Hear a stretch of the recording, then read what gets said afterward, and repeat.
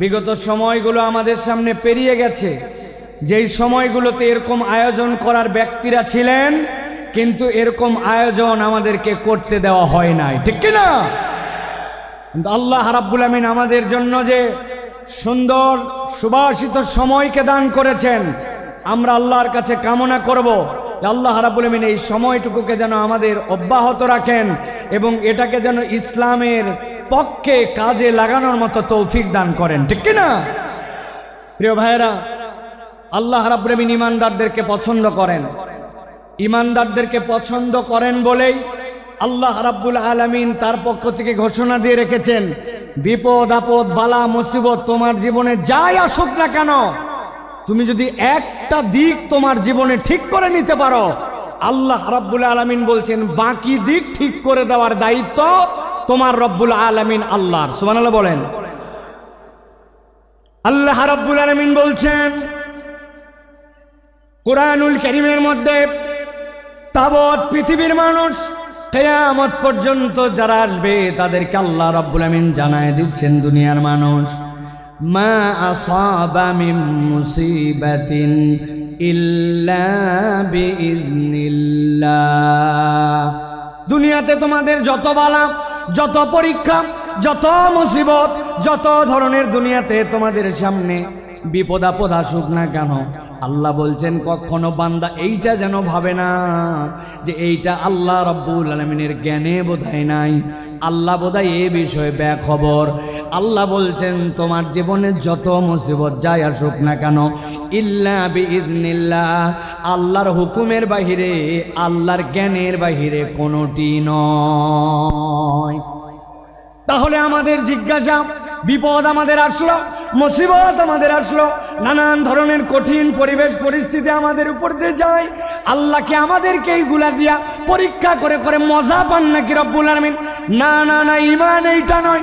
আল্লাহ বলছেন মুসিবত তোমাদের যেরকমই হোক না কেন, আমি আল্লাহ তোমাদের জন্য জানাচ্ছি, ওয়া মান ইউমিন বিল্লাহ ইয়াহদি কলবাহু, কেউ যদি একবার তার রব হিসাবে আল্লাহ রব্বুল আলামিনের প্রতি ঈমান আনতে পারে, আল্লাহর প্রতি বিশ্বাস করতে পারে, আল্লাহকে রব হিসাবে মেনে নিতে পারে, আর অন্তর থেকে এইটার রিফ্লেকশন যদি তার চলে আসে, আল্লাহ বলছেন ইয়াহদি কলবাহু, আল্লাহ ওই বান্দার জন্য হেদায়েতের ব্যবস্থা করে দেন।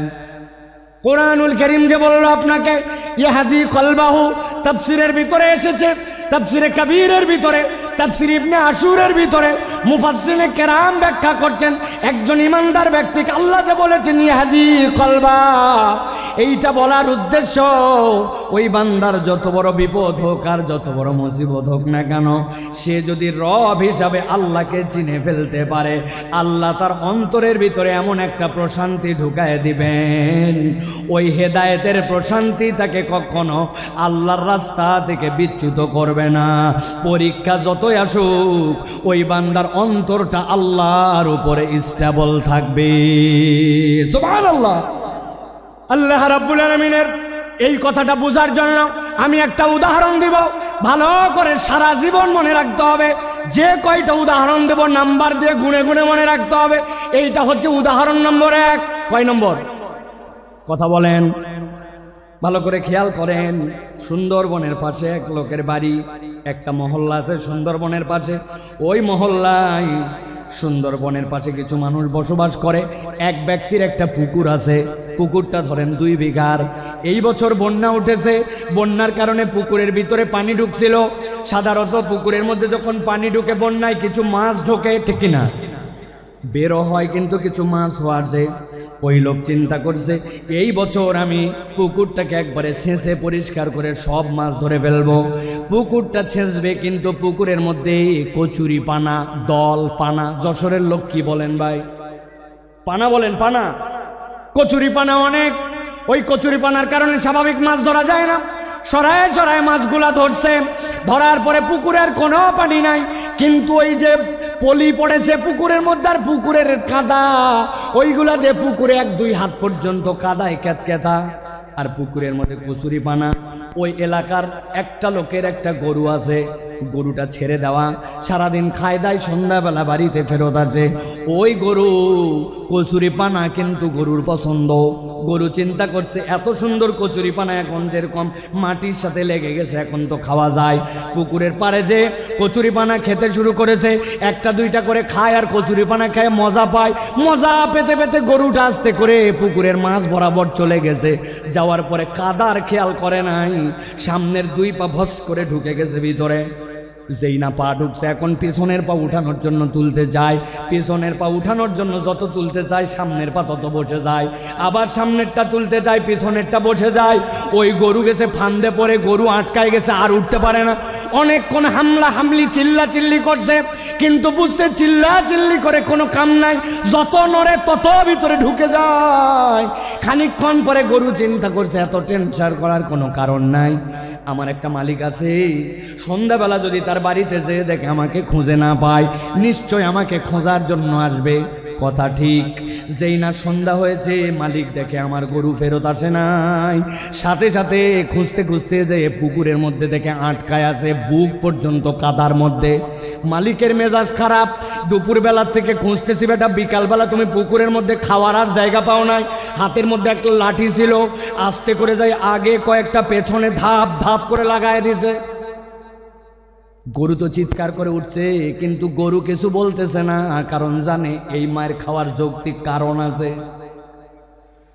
মাঠটার খাওয়ার পর এখন মালিক দড়ি টড়ি নিয়েছে, গলার মধ্যে লাগাইছে।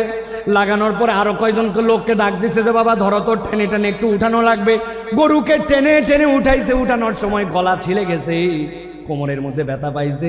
কিন্তু ওই গরুকে উঠানোর পরে বালতি করে পানি নিয়ে খড় দিয়া পেট পেট ডলে টলে পরিষ্কার করে গোয়ালের মধ্যে তুলছে। ঠিক ওই রাত্রে ধরেন একটা ঘটনা ঘটে গেছে, একটা বাঘ সুন্দরবন ছেড়ে মহল্লার মধ্যে আসছে, একটা হরিণ তারা করে ধরবে। এমন সময় হরিণটা যখন পালায়ে যাচ্ছে, বাঘের আর আইডিয়া নাই যে পুকুরের মধ্যে পানি আছে না নাই, লাফ দিছে একটা লম্বা করে, কিন্তু পুকুর পার হতে পারে নাই, মধ্যে বরাবর পড়ছে। ও তো মনে করছে হয়তো পানি আছে, যেহেতু পুকুর ভর্তি কচুরিপানা। ধাপ করে পুকুরের মধ্যে যেই না পড়ছে, 2 হাত 2.5 হাত কাদা, ক্যাত ক্যাত করে কাদার মধ্যে আটকায় গেছে। বাঘের শক্তি অনেক, কিন্তু যতই ওঠার চেষ্টা করছে 10-15 মিনিট উঠতে পারে না। কাদার ঠেলায় ক্যাত ক্যাতায় বুক পর্যন্ত আটকায়, এক পর্যায়ে শক্তি নিঃশেষ, বুক পর্যন্ত আটকায়। সারা রাত যখন সে আটকায় গেছে, তখন জোরে জোরে করে 2টা হুঙ্কার ছাড়ছে। এলাকার মানুষ মনে করছে হায় হায়, মহল্লার মধ্যে বাঘ ঢুকে গেছে, দরজা লাগাও, খিল লাগাও, বাচ্চা কাচ্চা সামলাও। যে যার বাচ্চা কাচ্চা সামলায় টামলায় রাত কোনো রকম ভয়ে ভয়ে পার করছে, কেউ ঘুমায় নাই। সকাল যখন হয়েছে, 1-2জন সাহসী লোক বেরিয়ে দেখতেছে বাঘের খবর কি। একজন খবর দিছে, আরে বাঘ তো নিজে মারতে আসে নাই, উল্টা ফান্দে পড়ছে। দেখ দেখ পুকুরের মধ্যে বাঘ আটকায় আছে, যার কাছে যা ছিল বাঁশ লাঠি সবগুলা নিয়ে যায় ধামা ধাম মার। একজন ইয়াং ছেলে বলছে চাচা একটু সাইড দেন। বলে তুই কই যাবি? বলে আমি ছোট মানুষ, কিন্তু বড় হয়ে যেন গল্প করতে পারি, আমি পিটায় বাঘ মারছিলাম, আমাকে একটু মারার চান্স দেন। আরেক মহিলা কোলে করে বাচ্চা নিয়ে আসছে, বাচ্চা নিয়ে আসে বলছে আপনার, বলে আমার ছোট বাচ্চা, কোলের বাচ্চা, কিন্তু হাতে একটা লাঠি আছে বাবা, জীবনে একটা সুযোগ অন্তত দাও যাতে বাঘকে একটুখানি আমি মারতে পারি। বাঘ মারে অন্তত বড় হয়ে বলতে পারবে মায়ের কোলে থেকে বাঘ মারছে। কথা ঠিক ঠিক না? ভালো করে বোঝেন, জিজ্ঞাসা করব, মুসলমান সারা দেশ থেকে এখানে আসছেন, আপনারা শুধু যশোরের না। জিজ্ঞাসা করে উত্তর দেন, আপনার আমার দৃষ্টিভঙ্গিতে একটা গরু বেশি শক্তিশালী না বাঘ? কথা বললেন না, শুনতে পাই নাই। গরু না বাঘ? বাঘ বেশি শক্তিশালী, কিন্তু গরুর একজন স্থানীয় মালিক থাকার কারণে, একজন তত্ত্বাবধায়ক থাকার কারণে কাদার মধ্যে আটকানোর পরেও সন্ধ্যাবেলা তুলে নিয়ে গেছে। কিছু মায়ের হয়তো খাইছে, কিন্তু বিপদ থেকে উদ্ধার পাইছে। কিন্তু বাঘের স্থানীয় মালিক না থাকার কারণে যতই শক্তি থাক, আটকাইছে তো আটকাইছে, উল্টা বাঁশ জলা খায় মরা লাগছে। ঠিক না? আমার আল্লাহ রাব্বুল আলামিন বলছেন, মা আসাবা মিন মুসিবাতিন ইল্লা বিইذنিল্লাহ ওয়া মান ইউমিন বিল্লাহ ইয়াহদি কলবাহু ওয়াল্লাহু বিকুল্লি শাইইন আলীম।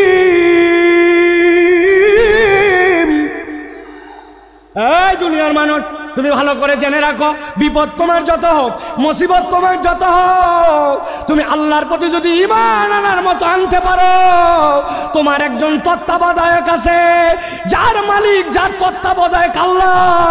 দুনিয়ার কেউ তাকে দাম না দিলে ওই লোকের কোনো ভয় পাওয়ার কারণ নাই।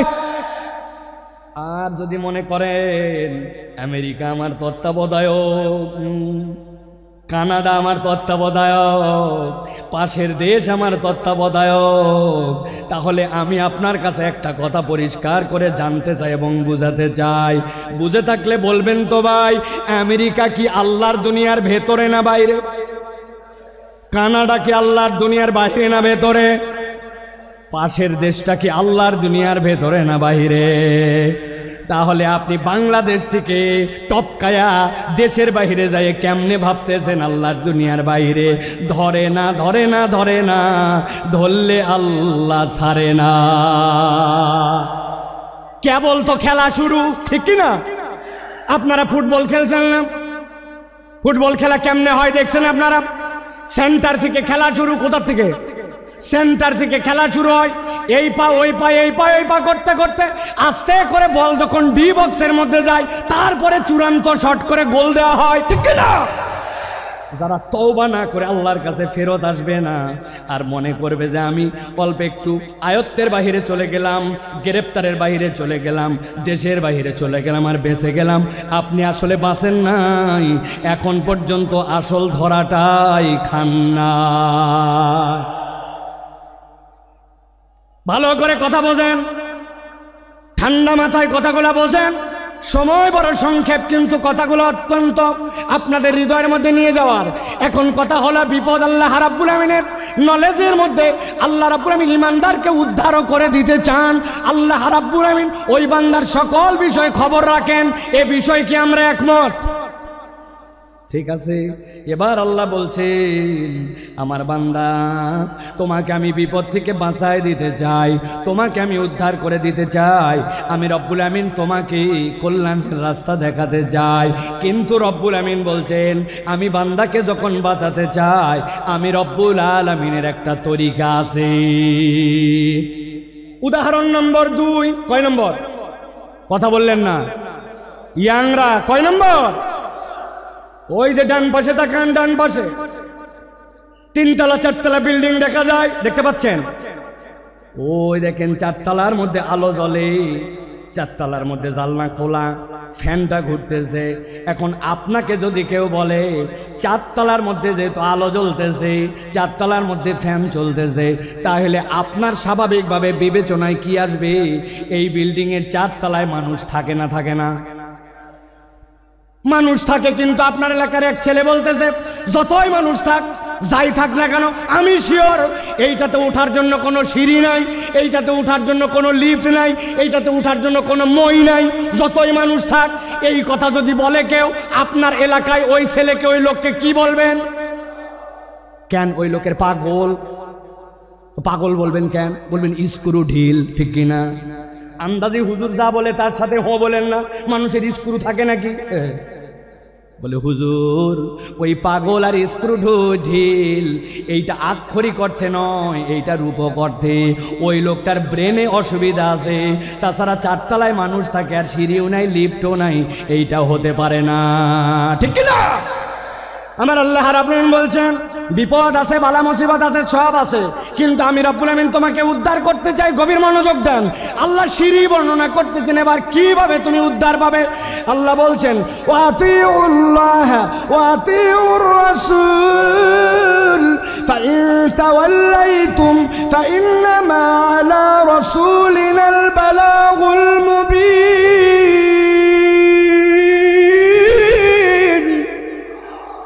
আমার রব্বুল আমিন বলছেন, বান্দা, তোমাকে আমি বিপদ দিয়েছি শেষ করে দেওয়ার জন্য নয়, ধ্বংস করে দেওয়ার জন্য নয়। দুনিয়ার কোনো মানুষকে আমি জাহান্নামে দেওয়ার জন্য সৃষ্টি করি নাই। আমি আল্লাহ তোমাকে সিঁড়িটা বলে দিতে চাই। আল্লাহ বলছেন, 1 নম্বর সিঁড়ি, ওয়া আতিউল্লাহ। 1 নম্বরে আল্লাহ রাব্বুল আলামিনের পূর্ণ ইতাআত করা লাগবে। আমি আপনাদের কাছে জিজ্ঞাসা করতে চাই, অত জোরে না বললেও সমস্যা নাই, কিন্তু বুঝে সুঝে বলবেন। আল্লাহ রাব্বুল আলামিনের যে ইতাআত করা লাগবে এ বিষয়ে কি আমাদের কোনো সন্দেহ আছে? কিন্তু আমরা কি আল্লাহ রাব্বুল আলামিনের পূর্ণ ইতাআত করি? আমরা পূর্ণ ইতাআত করি না। এই মাহফিল এরকম নয় আমি খালি একচেটিয়া বলে যাব আর আপনি খালি শুনে যাবেন আর হ হ করে যাবেন। আমি আপনার চিন্তার খোরাক দিতে চাই। একটুখানি ঠান্ডা মাথায় এবার চিন্তা ভাবনা করেন তো। আমি 5-7 সেকেন্ড আপনাকে সময় দিব। আমি আল্লাহর ইতাআত করতে হবে জানি, কিন্তু পূর্ণ ইতাআত করি না। বলেন তো আমাদের পূর্ণ ইতাআত না করার পেছনের কারণ কি হতে পারে? ভাবেন, চিন্তা করেন আপনি একটু 5-7 সেকেন্ড মনে মনে একটা কিছু চিন্তা করেন। আপনাদের এক একজনের এক এক ধরনের প্রশ্ন আপনাদের চিন্তার উদয় হয়েছে কিনা ভাই? আমি আপনার কাছে একটা সামারি করি, দেখেন তো আমার চিন্তার সাথে আপনার চিন্তার সাথে সমন্বয় হয় কিনা। আল্লাহর ইতাআত করতে হবে কিন্তু পূর্ণ ইতাআত করি না। আমি আমার ক্ষুদ্র দৃষ্টিভঙ্গিতে দেখেছি এর অন্যতম কারণ হচ্ছে আমরা আল্লাহ রাব্বুল আলামিন যে আমাদের জন্য রাজ্জাক আর রব, আল্লাহর রাজ্জাক আর রুবুবিয়্যাতের মূল পরিচয় আমরা ওয়াকিফাল নয়, ঠিক কি না? আপনি বলবেন হুজুর আমি আমার রাজ্জাক রবকে চিনি। কেমনে চিনেন? আমার বাড়িতে খাবার অভাব নাই, আমার বাড়িতে বাজার হাট নিয়ে চিন্তা নাই। আল্লাহ আমাকে আলহামদুলিল্লাহ যথেষ্ট খাবার, যথেষ্ট আমার বাজার, যথেষ্ট চাল ডাল আমাকে দিয়েছে। আপনি যদি মনে করেন আল্লাহ আপনাকে চাল ডাল আর খাদ্য এইটাতে একমাত্র আপনার জন্য রাজ্জাক, আপনি তাহলে আল্লাহর রাজ্জাক নামের 1% কেবল চিনছেন, বাকিটুকু আপনি চিনেন নাই। আল্লাহ নিজের পরিচয় দিয়েছেন, ইন্নাল্লাহ হুয়ার রাজ্জাকু যুল কুওয়াতিল মাতিন।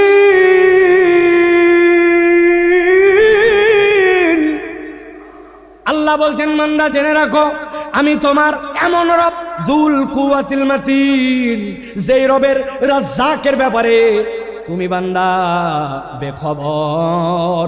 আমি আপনার কাছে একটু বুঝাতে চাই যে রাজ্জাকের আল্লাহর এই রাজ্জাকের বোধ আমার মধ্যে আসলে আমি কিভাবে আল্লাহকে মেনে নিতাম। একটু ঠান্ডা মাথায় আপনাদের কাছে জিজ্ঞাসা করব, আপনারা বুঝে সুঝে উত্তর দিবেন। আপনাদের বাড়িতে বাথরুমে আপনারা স্যান্ডেল ব্যবহার করেন? কথা বলেন। বাথরুমের টয়লেটে স্যান্ডেল ব্যবহার করেন? আমরা তো অন্তত বাঙালিরা আলহামদুলিল্লাহ দিকে আগায়া, পার্শ্ববর্তী দেশের কথা বাদ দিলাম, ওরা এখন পর্যন্ত তো খালি টয়লেটে বাথরুম করুন এই বিজ্ঞাপনই শেষ করতে পারে নাই। ওরা এখনো তো সভ্যই হতে পারে নাই। কিসের আন্দাজি ফাপড় দালালি করো? তোমরা এখনো জায়গা মতো বাথরুম করতে শিখো নাই। মুখ ঢাকায় বসে থাকে, পিছনে সবাই দেখে, মনে করে আমি দেখতেছি না মানে কেউ দেখতেছে না।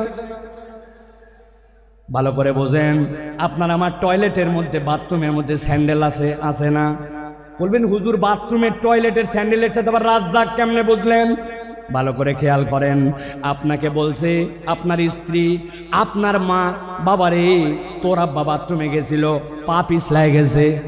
কেন পা পিছলালো মা? জুতার তলাটা ক্ষয়ে গেছে রে বাপ, নতুন একটা স্পঞ্জ স্যান্ডেল নিয়ে আসিস তো, কেননা জুতা দেখতেছি নিচে পিছলা হয়ে গেছে।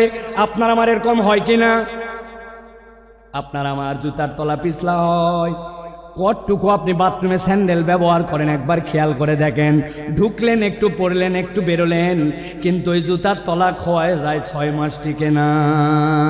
কিন্তু আপনি আমি দুনিয়ার বুকে এত চলাফেরা করলাম, কত ফুটবল খেললাম, কত ধান লাগালাম, কত মাটির মধ্যে দিয়ে হাঁটা চলা করলাম, বয়স বাড়তে বাড়তে 20, 30, 40, 50 বছর হয়ে গেল। আপনি একবার ভাবলেন না আপনার পায়ের তলার জুতার তলা ক্ষয়ে যায়, কিন্তু আপনার পাও তো ক্ষয়ে যেতে পারত। বান্দার পায়ের তলা যদি খোয়ায় তো তাহলে যশোর অঞ্চলে যেগুলার বয়স 60-70 বছর, রাস্তায় খালি কাল্লাগুলা ঘোরাফেরা করার কথা।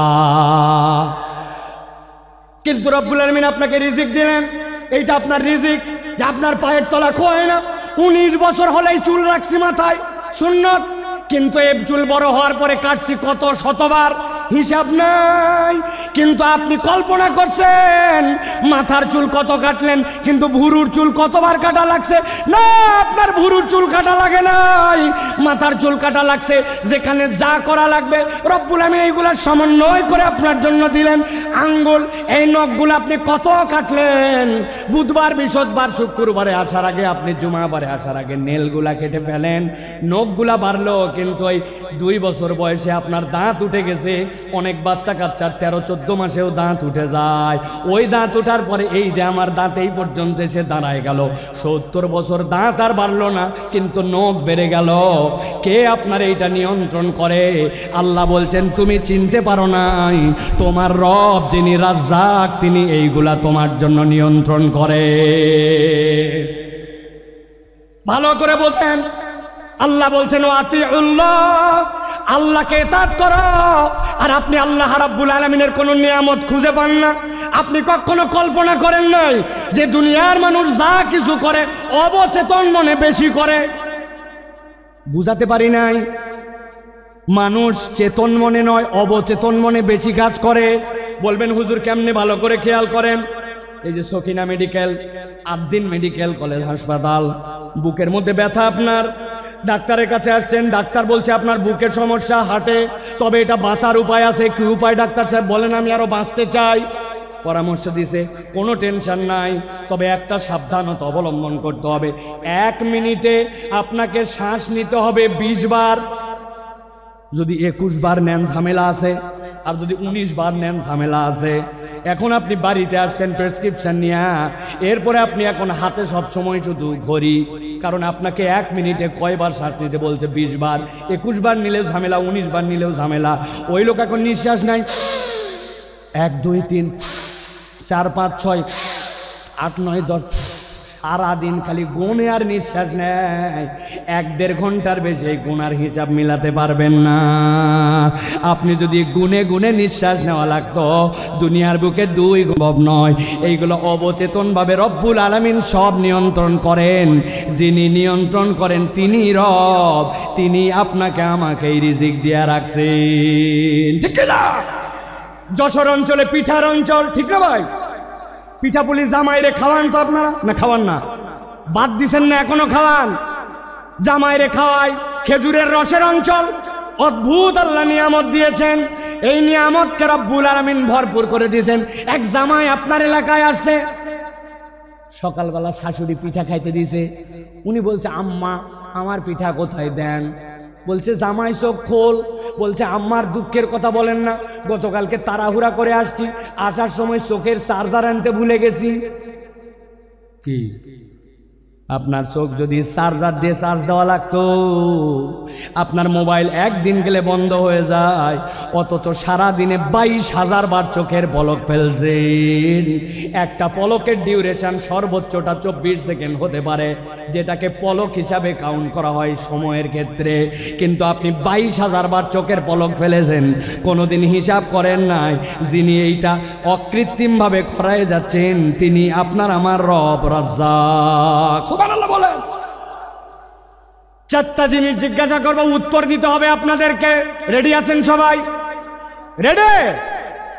বলেন তো ভাই, ঝালের স্বাদ কেমন? ঝাল ঝাল। কাঁচা মরিচের স্বাদ কেমন? লবণ। বললেন না? রসগোল্লা, করল্লা। এখানে ডাক্তার সাহেব মহিউদ্দিন ভাই আছে না? অনেক ডাক্তার আছে না? তাদের কাছে যে শুনবেন, আপনি ঝাল খান, লবণ খান, যাই খান, তিতা খান, মিষ্টি খান, পেটের মধ্যে যেই না দিয়েছেন, সাথে সাথে আপনার কতগুলা টক্সিন আসবে। আসার পরে ওইগুলো এটাকে মন্ডু বানাবে। মন্ডু বানানোর পরে ওইটাকে পেটের মধ্যে দিয়ে চিপে চিপে চিপে চিপে আস্তে করে যাবে। ওই রসগুলা যেই না বের হবে, ওইগুলা গ্লুকোজ হবে, ওইগুলা সব চিনিতে রূপান্তর হয়ে যাবে। যেই না আপনার পেটের মধ্যে চিনি হয়ে গেল, এরপরে আপনার চোখের জন্য যেইটা লাগবে, আপনার হার্টের জন্য যেইটা লাগবে, কিডনির জন্য যেইটা লাগবে, আপনার অঙ্গ প্রত্যঙ্গের জন্য যেখানে যেইটা লাগবে সেইটা অটোমেটিক সার্কুলেট হয়। আপনি বলতেছেন এইটা আবার এমন কি? আমি অনেক সময় মজা করে বলি, এখানে আমার অনেক বাইকার বন্ধু আছে যারা মোটর সাইকেল চালায়, আছে কিনা? হঠাৎ করে দেখে মোটর সাইকেল বন্ধ হয়ে গেছে, এদিকে কাজ ওদিকে কাজ, ঝুঁকা ঝুঁকি, দেখে নাই কি নাই। কথা বললেন না? অকটেন নাই, পেট্রোল নাই, ঠিক না? চিন্তা করছে অকটেন নাই, পেট্রোল নাই, তাই কি অনেকক্ষণ ধরে আমার সেই রকম প্রস্রাব চাপছে, আমার নিজের ভিতরে যথেষ্ট পরিমাণে এখন পানি আছে, উনি আস্তে করে ট্যাঙ্কি খুলে ভিতরে ঢুকায় দিয়ে কাম ছাড়ছে। বলেন তো ভাই, নিজের প্রস্রাব দিয়া মোটরসাইকেল চলবে তো? ও ভাই বুঝেন না, মনে হয় চলবে না। কেন চলবে না? আমার মোটরসাইকেল, আমার প্রস্রাব চলবি না মানে? বলে হুজুর, মোটরসাইকেল চলার জন্য আলাদা করে পেট্রোল লাগে, ব্রেক করার জন্য ব্রেক অয়েল লাগে, ইঞ্জিনের জন্য ইঞ্জিন অয়েল লাগে। এক জিনিসের কত ফাংশন আলাদা আলাদা করে আপনাকে দিতে হয়। আর আপনি খেয়ে নিচ্ছেন, আপনার বডিটাকে চলানোর জন্য আপনাকে টেনশন করতে হয় না, সবগুলোকে প্রক্রিয়া করে রব্বুল আলামিন চলান। আল্লাহ বলছেন, বান্দা যদি একবার বুঝতো যার নির্দেশে আর যার পথ নির্দেশে তার শরীরটা চলে, তাইলে এই কৃতজ্ঞতা যদি তার মধ্যে ঢুকে যেত, ওই বান্দা কখনো আল্লাহর ইতাআতকে ছাড়তে পারে না, ঠিক না? আমার আল্লাহ রাব্বুল আলামিন এর জন্য বলছেন, ওয়াতিউল্লাহ ওয়াতিউর রাসূল ফাইন তাওয়াল্লাইতুম ফাইন্নামা আলা রাসূলিনাল বালাগুল মুবিন।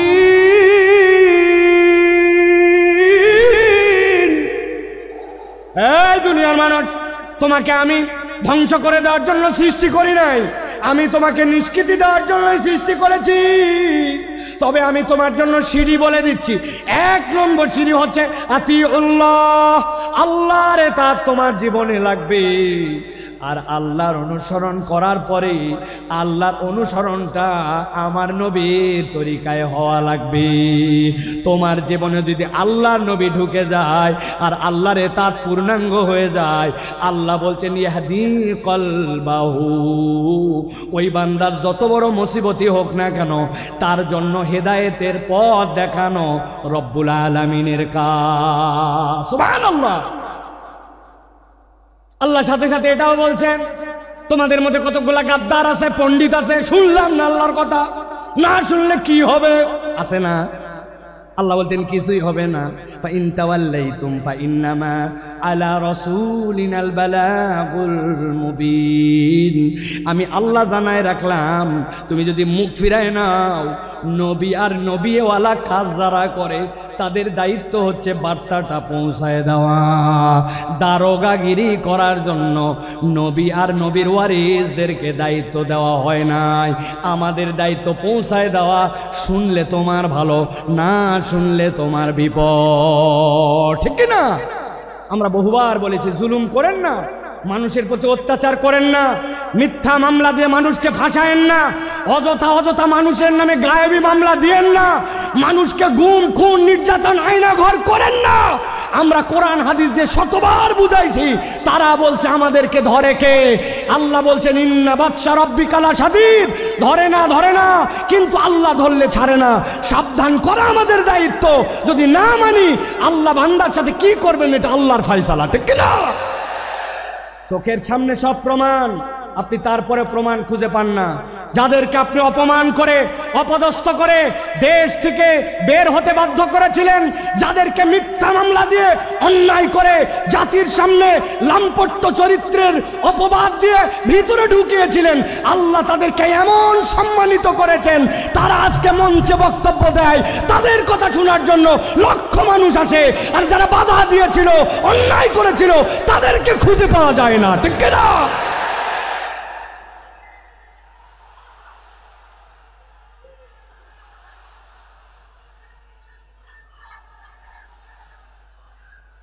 প্রিয় ভাইয়েরা, যুগে যুগে যুগে যুগে জালিমদের ব্যাপারে আল্লাহ রাব্বুল আলামিন একটা কথা বলেছেন, খবরদার তোমরা এটা মনে করো না আল্লাহ রাব্বুল আলামিন জালেমদের ব্যাপারে গাফেল।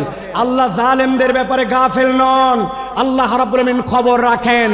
কিন্তু আল্লাহ রাব্বুল আলামিন কিভাবে ধরবেন এটা তোমার হিসাবের মধ্যে কুলাবে না। আজকে আল্লামা মামুনুল হক আপনাদের সামনে কথা বলবেন, এই একটা মানুষকে নিয়ে যে পরিমাণ অপমান অপদস্থতা তারা দেখিয়েছে, একজন আলেমে দ্বীনের হাতের মধ্যে হাত করা লাগিয়েছে, পায়ের মধ্যে ডান্ডা বেরি লাগিয়েছে, মাথার মধ্যে বারবার বলেছেন আমাদের ভয় নাই, হেলমেটটা পরায়ও না, শুধু জাতির কাছে অপদস্থ করার জন্য মিথ্যা বুলেট প্রুফ জ্যাকেট, মিথ্যা মাথার মধ্যে হেলমেট, এইগুলো দিয়ে আলেমকে অপমানিত করতে চেয়েছে। আল্লাহ দেখাই দিয়েছেন অপমান যারা করেছিলে আজকে তোমাদের পরিণতি কি। এই জন্য আমরা বলতে চাই এখনো যারা আছেন, আগামীতেও যারা আসবেন, আপনারা যদি মনে করেন একদল গেছে আমরা সামনে বাপের বেটা, আপনাদেরকেও সতর্ক করতে চাই, আলেম ওলামা ইসলামপন্থী কোরআনওয়ালা তাদের সাথে বেয়াদবি করলে দুনিয়া আখিরাতে আল্লাহ তাদেরকে ছাড় দিবে না। সাবধান হয়ে চলবেন, সাবধান হয়ে চলবেন। এটা আমাদের কথা নয়, আল্লাহ রাব্বুল আলামিনের কথা। আল্লাহ রাব্বুল আলামিন বলছেন, ভালো করে জেনে রাখো দুনিয়ার মানুষ, ওয়ামা খলাকতুল জিন্না ওয়াল ইনসা ইল্লা লিয়াবুদুন, আমি জিন আর ইনসান এখানে কাউকে খাস আর আম করি নাই, গণভাবে তোমাদেরকে আল্লাহর ইবাদতের জন্য সৃষ্টি করেছি। অতএব তুমি যদি আল্লাহর আব্দ হও, সেটা যেখানেই হোক না কেন, আল্লাহর উবুদিয়তের মধ্যে ঢুকতে পারলে নিষ্কৃতির পথ আছে। আল্লাহর উবুদিয়তের মধ্যে ঢুকতে না পারলে বাঁচার দ্বিতীয় কোনো রাস্তা নাই। আল্লাহ রাব্বুল আলামিন আমাদেরকে যেন এই কথাগুলি বোঝার তৌফিক দান করেন, বলেন আল্লাহুম্মা আমিন। প্রিয় ভাইরা, আমি মূল আলোচনার মধ্যে প্রবেশ করব, তবে তার আগে এতক্ষণ যেটি বললাম এটা আমার নিজস্ব চিন্তা চেতনায় আমি খেয়াল করে দেখেছি। আমাদের যে মাহফিলগুলো হয়, এই মাহফিলগুলোতে আমাদের যারা শ্রোতারা আসেন তারা একটু এলোমেলো বাউন্ডারিহীন আসেন। কি শুনলাম আর কি শুনবো, খানিকক্ষণ আসলাম, স্লোগান দিলাম, তাকবীর দিলাম, হই হই করলাম, চলে গেলাম। এই মাহফিল বড় মাহফিল, লোক দেখানোর মাহফিল করে লাভ নাই। এই জন্য আমি চিন্তা করি যেখানেই যাই আগে অন্তত একটু আইল দেই, আইল বাঁধা। আইল চেনেন আপনারা? ভাই আইল যদি না থাকে পানি বাঁধবে? কথা বললেন না, পানি বাঁধবে? আসলে আমাদের থেকে অনেক ডিস্টেন্স হয়ে গেছে আপনাদের, তাই না ভাই? একটু দূরে চলে গেছেন আপনারা। প্রিয় ভাইয়েরা, আল যদি না থাকে তাহলে পানি যেরকম বাঁধে না, তো আমাদের জীবনে আমি যে কথাটা শুনবো এই কথাটার আগে একটা আল লাগবে, যে আমি কেন এই কথাটা শুনতেছি, এই কথাটা আমার শোনা কেন জরুরি।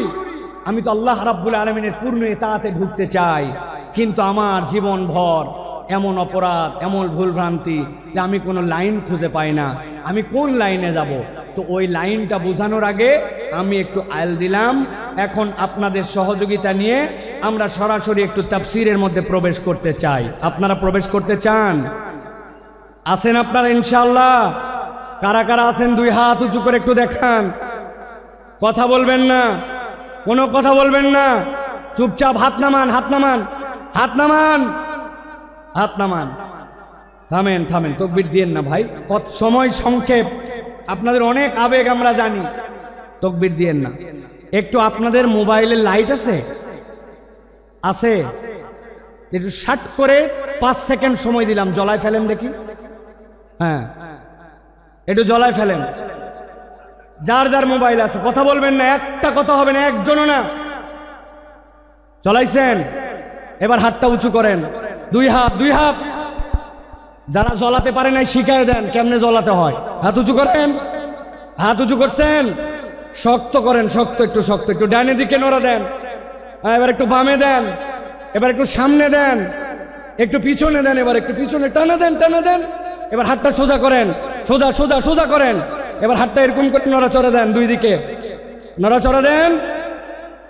এবার হাতটা সোজা করেন, স্ট্রেট, নো নড়াচড়া। গলাটা পরিষ্কার করেন, ভালো করে দিছেন।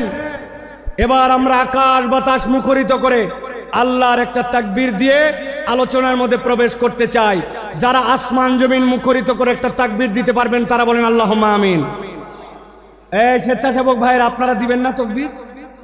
নাকি আপনারা ওয়াজের বাইরে? আপনারা তো ওয়াজের ভিতরে। হাত সোজা করেন।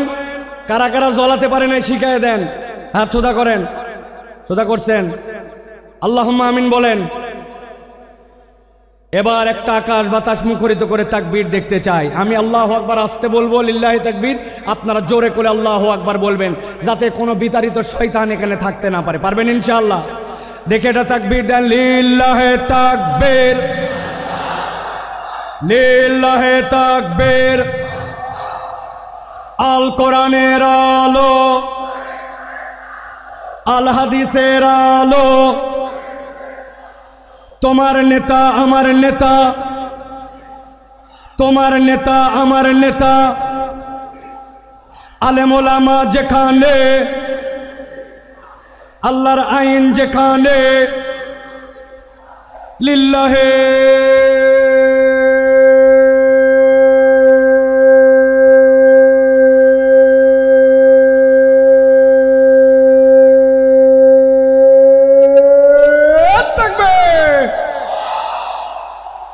আলহামদুলিল্লাহ। হাত নামান, চুপ করে বসে যান, একটার কোনো কথা হবে না। এখন আমরা বিতাড়িত শয়তান থেকে আশ্রয় প্রার্থনা করে সরাসরি কোরআনুল কারীমের মধ্যে প্রবেশ করব। দাঁড়ায় বসে মহিলা প্যান্ডেলে, ছেলেদের প্যান্ডেলে, স্টেজে, এলইডি মনিটরের সামনে, ভিতরে বাহিরে, দেশে বিদেশে, কাছে দূরে, বাংলাদেশে লাইভে, নন লাইভে, যে যেখান থেকে দেখতেছেন সকলে একসাথে সমস্বরে আমার সাথে পড়েন, আউযু বিল্লাহি মিনাশ শাইতানির রাজীম, বিসমিল্লাহির রাহমানির রাহিম, ইন্নাল মুত্তাকিনা ফি জান্নাতিন ওয়া উয়ুন, উদখুলুহা বিসালামিন আমিনিন। আমার আল্লাহ রাব্বুল আলামিন কিয়ামত পর্যন্ত আগত মানুষের কাছে বার্তা পৌঁছায় দিচ্ছেন। আল্লাহ রাব্বুল আমিন বলছেন, ইন্নাল মুত্তাকিনা ফি জান্নাতিন ওয়া উয়ুন, নিশ্চয় আমি রব তোমাদেরকে জানায় রাখলাম, যারা মুত্তাকি হবে, আল্লাহর কাছে যারা মুত্তাকি হিসাবে একবার বিবেচিত হয়ে যাবে, আমি রব তাদেরকে বলছি, ফি জান্নাতিন ওয়া উয়ুন, তারা উদ্যান এবং নহরমালা, ঝর্ণামালার মধ্যে তারা থাকবে। জিজ্ঞাসা হচ্ছে আল্লাহ রাব্বুল আমিন এখানে মুত্তাকি দ্বারা কি বুঝান? মুত্তাকির অনেক সংজ্ঞা আছে, আমি কেবলমাত্র ছোট্ট দুইটা জিনিস আপনাকে সারা জীবনের জন্য মাথার মধ্যে ঢুকাই দিতে চাই। মুত্তাকি মানে কনসেপ্টের মধ্যে পরিষ্কার রাখবেন, মুত্তাকি হচ্ছে সে, আল্লাহ আমাকে যা যা নিষেধ করেছেন, আল্লাহর নিষেধাজ্ঞা থেকে যখন আমি বেঁচে থাকি, আল্লাহ যা আমাকে করতে মানা করেছেন সেইটার ধারে কাছে যখন আমি যাই না, সেই পথ যখন মারাই না, বান্দা যখন এই কাজ করতে শুরু করে, আল্লাহর কাছে সে তখন মুত্তাকি হিসাবে বিবেচিত হয়। সুবহানাল্লাহ বলে। হযরত ওমর ফারুক রাদিয়াল্লাহু তাআলা আনহু, তার কাছে সে জিজ্ঞাসা করছে খলিফাতুল মুসলিমিন, তাকওয়ার পথটা কি, মুত্তাকি কাকে বলে? ছোট্ট কথায় হযরত ওমর ফারুক বলেছেন, তুমি কি কখনো এমন গিরিপথ দিয়ে চলেছো, পাহাড়ের মাঝ দিয়ে এক পাহাড় তার এক পাহাড় যাওয়া লাগবে, আবার ওই পথটার মধ্যে অনেক কাঁটার গাছ আছে, চলেছি, ওই রাস্তায় তুমি কেমনে চলেছো আমাকে একটু দেখাও। সাহাবী ডেমনস্ট্রেশন করে দেখাচ্ছেন খলিফাতুল মুসলিমিন আমিরুল মুমিনিন। যখন দেখেছি পাহাড়টা নিচু, আমার মাথা বেঁধে যাবে, মাথাটা নিচু দিছি, আবার যখন দেখছি উঠা লাগবে উঠছি, ডান দিকে ফিরা লাগবে ডানে ফিরছি, বাম দিকে কাত হওয়া লাগবে ফিরছি, আর আমার গায়ের মধ্যে যে কাপড়টা ছিল ওইটা যেন কোনো কাঁটার গাছের মধ্যে আটকায় না যায়, ওই জন্য কাঁটার গাছের মধ্যে আটকানোর থেকে বাঁচার জন্য কাপড়গুলা জড়ো করে করে আমি চলাফেরা করছি। হযরত ওমর ফারুক বলছেন, তুমি তো তাকওয়া বুঝেই ফেলছো, তাকওয়ার পথ তো এইটাই, হালাল হারামের সংমিশ্রণ আছে, আল্লাহর নিষেধাজ্ঞা আছে, অনেক কঠিন, কিন্তু তোমাকে যে তো বেরিয়ে যেতে হবে, তুমি বিবেচনা করে করে যখন চলো, এইটাই তোমার জন্য তাকওয়ার পথ। আল্লাহ বলছেন ওই তাকওয়ার পথে চলে যারা মুত্তাকি হবে, ইন্নাল মুত্তাকিনা ফি জান্নাতিন ওয়া উয়ুন, আমি রব্বুল আমিন তাদের জন্য জান্নাত আর তাদের জন্য ঝর্ণা রেখেছি। আল্লাহ ডাক দিয়ে বলবেন, উদখুলুহা বিসালামিন আমিনিন, ওর মধ্যে তোমরা নিরাপত্তার সাথে প্রবেশ করো। আল্লাহ মূলত বুঝাতে চান, আমার বান্দা যে একবার হবে, আমার এতাতকারী যে হবে, আমি তাকে জাহান্নামের জন্য সৃষ্টি করি নাই, আমি তাকে জান্নাত দিতে চাই। সুবহানাল্লাহ। কিন্তু বান্দা মনে মনে চিন্তা করছে, আমার তো গুনাহ খাতার কোনো শেষ নাই, আমি কেমনে বাঁচবো, আমি কেমনে এই পথকে গ্রহণ করব। আল্লাহ রাব্বুল আমিন বলছেন, বান্দা তুই ভয় পাস না, আমি তোর জন্য ঘোষণা করতেছি। রব্বুল আলামিন কোরআনুল কারীমের 5 নম্বর সূরা মায়েদা এর 74 নম্বর আয়াতের মধ্যে বলছেন, আফালা ইয়াতুবুনা ইলাল্লাহ ওয়া ইয়াস্তাগফিরুনাহু ওয়াল্লাহু গফুরুর রহিম। আমার আল্লাহ বলতেছেন, এই দুনিয়ার মানুষ ভালো করে বোঝো, আমি রব তোমাকে বললাম, আফালা ইয়াতুবুনা ইলাল্লাহ, তুমি কি আল্লাহর দিকে ফেরত আসবে না?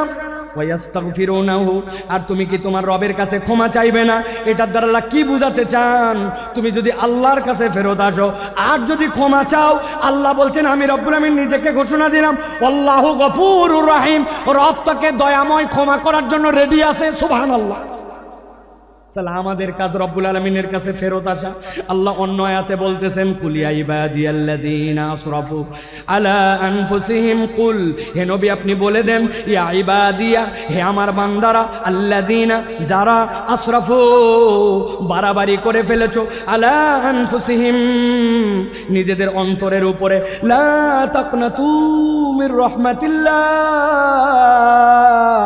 তুই তোর রবের দয়া থেকে কখনো ভরসাহীন হয়ে যাস না। ইন্নাহু হুয়াল গফুরুর রহিম, আল্লাহ বলছেন তোর রব নিশ্চয় ক্ষমাকারী আর নিশ্চয় তোর রব রহিম। আল্লাহ এরপরে বান্দাকে বলছেন, ওয়ানিবু ইলা রাব্বিকুম ওয়াসলিমু লাহু, আল্লাহর কাছে ফেরত আয় আর একবার বল, আল্লাহ ভুল হয়ে গেছে, এখন আমি তোমার কাছে আত্মসমর্পণ করলাম। কোন পর্যন্ত ডিউরেশন? মিন ক্বাবলি আন ইয়াতিয়াকুমুল আযাব, আযাবের দিবস তথা কিয়ামত হওয়ার আগ পর্যন্ত একবার যদি বান্দা আল্লাহর কাছে ফেরত আসে, আল্লাহ বলছেন সুম্মা লা তুনসারুন, আর একবার যদি তোর মৃত্যু চলে আসে আর কেউ সাহায্য করতে পারবে না। আল্লাহ এই আয়াতগুলো সাক্ষ্য দেয়, আল্লাহ বান্দাকে ক্ষমা করে দিতে চান। সুবহানাল্লাহ। এখন আপনাদের কাছে দুইটা প্রশ্ন। এক নম্বরে, আল্লাহ রাব্বুল আমিন ক্ষমা করে দিতে চান, আমরা কি ক্ষমা পাইতে চাই? আল্লাহকে আমাকে শোনাতে হবে না, আমাকে শোনাতে হবে না, আমরা কি ক্ষমা পেতে চাই?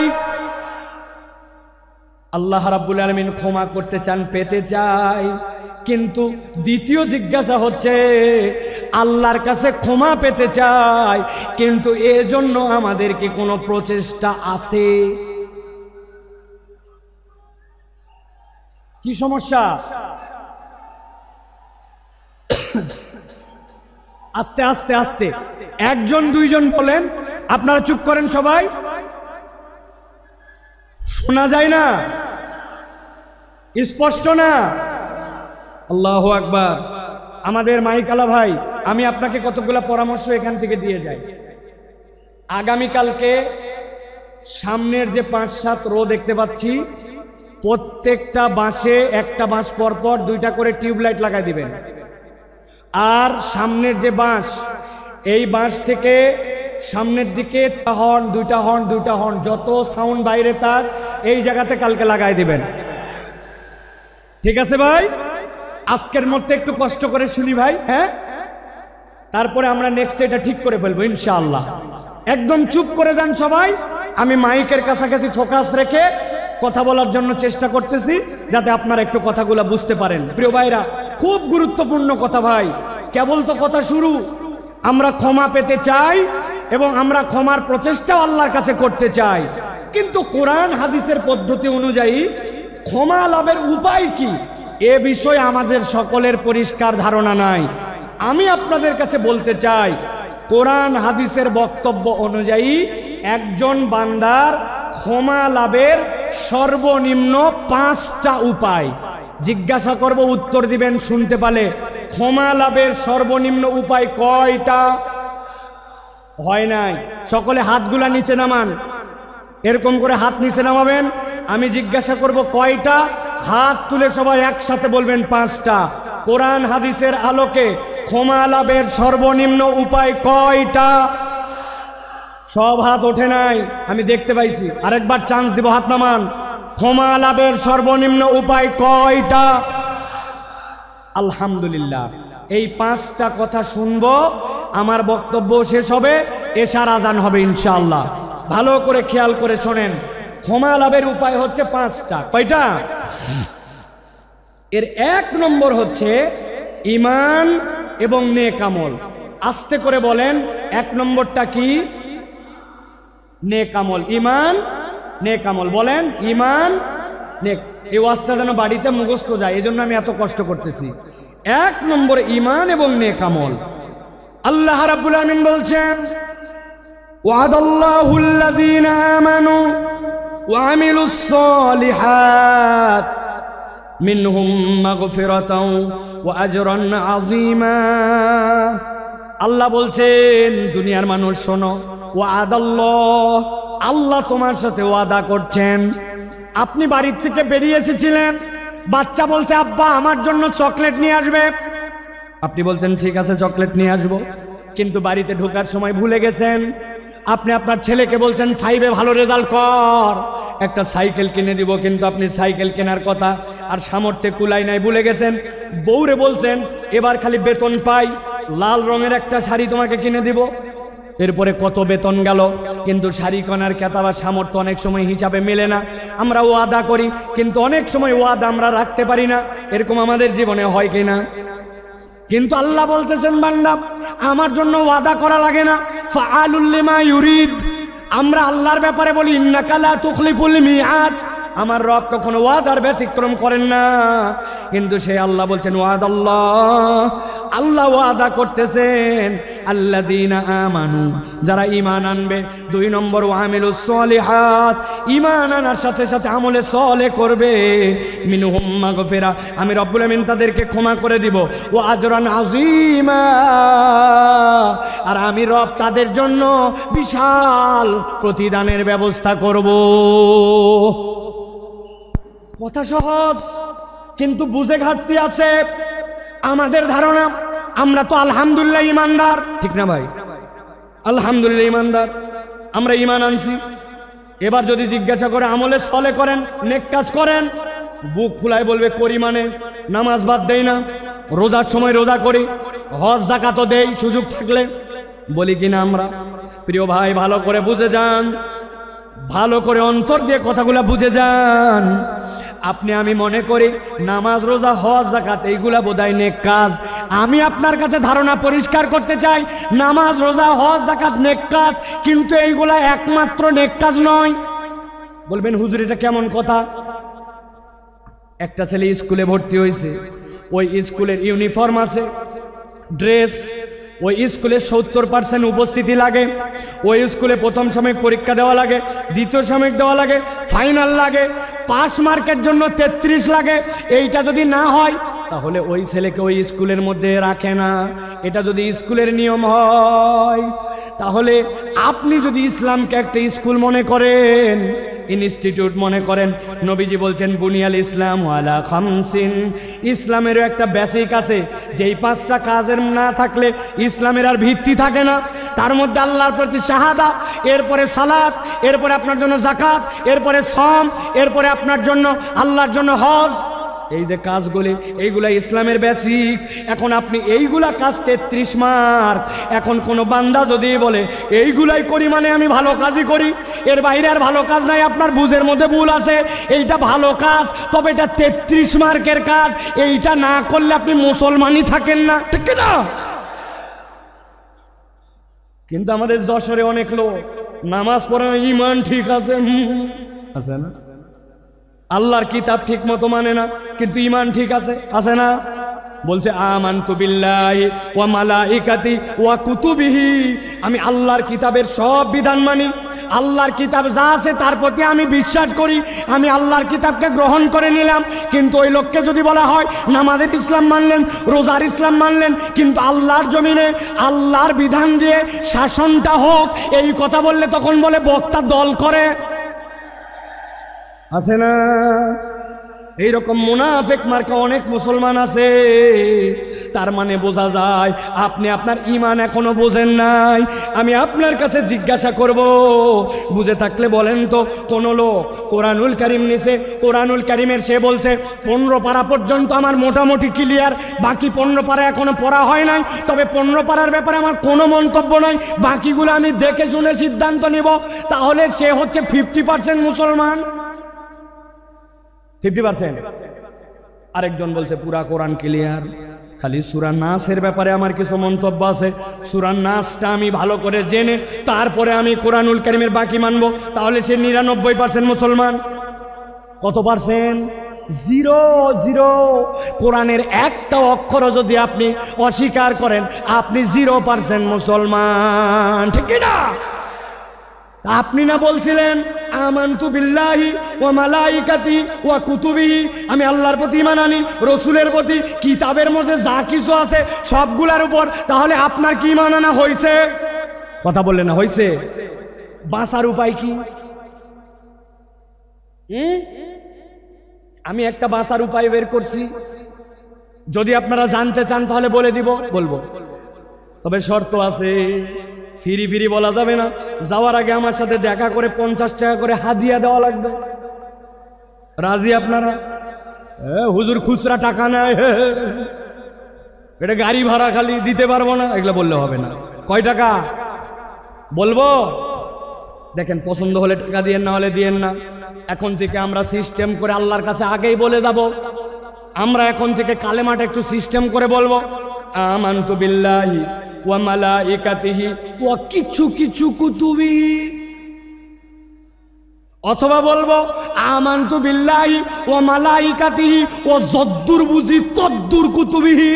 তাই তো ফেরেশতা যায় কবরে ধরছে, ধরার পরে বলছে আমি আগেই বলে আসছি, আমি 8 দিনের মাহফিলে বলছিলাম যদ্দুর বুঝি তদ্দুর কুতুবিহি, আন্দাজে আমাকে ধরলে হবে না, বাটাম কি একটাও মাটিতে পড়বে? এই জন্য ভালো করে বোঝেন, ইসলামের বেসিক আপনাকে মেনে নিতে হবে, ওইটা আপনার জন্য ঈমান। তাহলে আমলে সলে কি? আল্লাহ তো ক্ষমা করতে চান, আল্লাহ রাব্বুল আলামিন আমলে সলে নবীকে দিয়ে শিখিয়ে দিয়েছেন। আপনি আপনার জীবনে কিছু নেক কাজ করতে শুরু করেন। নবীজি বলছেন লিল মুমিনি আলাল মুমিনি সিত্তু খিসাল, একজন মুমিনের জন্য আরেকজন মুমিনের নিম্নতম 6টা দায়িত্ব আছে, আপনি এগুলা পালন করেন। আপনি মসজিদে ঢুকছেন, 5 মিনিট হাতে সময় আছে, অযথায় বসবো না, 2টা রাকাত তাহিয়াতুল মসজিদ পড়ি, 2টা রাকাত দুখুলুল মসজিদ পড়ি, তারপরে বসবো। 2 রাকাত সময়, 2 মিনিট সময় আছে, সুবহানাল্লাহি বিহামদিহি সুবহানাল্লাহিল আযীম পড়ি, ধান লাগাচ্ছি, আস্তাগফিরুল্লাহ আস্তাগফিরুল্লাহ আস্তাগফিরুল্লাহ। সারাদিনে নিয়ত করছি 100 বার অন্তত দরুদ শরীফ পড়ে ফেলবো। আপনি আপনার আমলগুলা যখন এরকম করে বাড়াতে শুরু করবেন, দেখা হলে সবার আগে সালাম দিব, মানুষকে মসজিদে নেওয়ার জন্য চেষ্টা করব। অনেক মুরব্বী আছে, এই কথা আমি বহু জায়গায় বলছি, আপনার কারণে মসজিদে বাচ্চা কাচ্চা মুসল্লি আসে না। আপনারা মুরব্বীরা রাগ করেন না, আমি কিন্তু আমার সবচেয়ে বাংলাদেশের সিনিয়র মুরব্বী ভাই, ওই ভাইয়ের দাওয়াতে কিন্তু এখানে আসছি, ভাই বলি যদিও উনি আমার অনেক সিনিয়র। ভালো করে বোঝেন, মুরব্বীদের কারণে অনেক মুসল্লিরা আসে না।